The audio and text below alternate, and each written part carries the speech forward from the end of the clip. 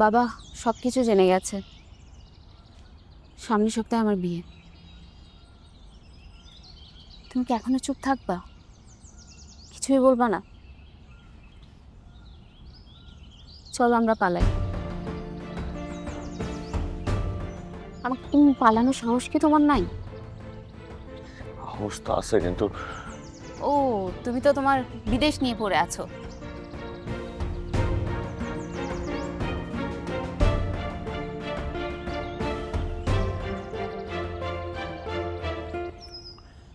চলো যাই।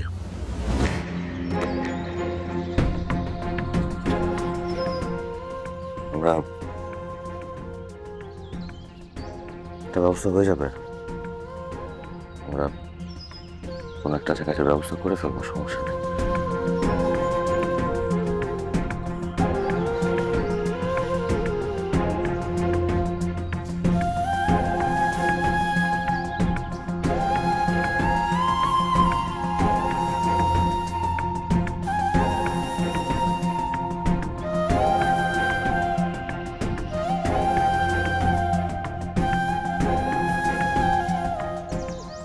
মেয়েরা, আমি কি করবো না করবো কিচ্ছু বুঝতে পারতেছি না। সাথে নিয়ে আমি কই যাবো, যাইয়া কি করবো? তারপরে মা একা বাসায়, মারে রাইখা একা যাওয়াটা কি ঠিক হবে? আমি না কিচ্ছু বুঝতেছি না। এক কাম কর,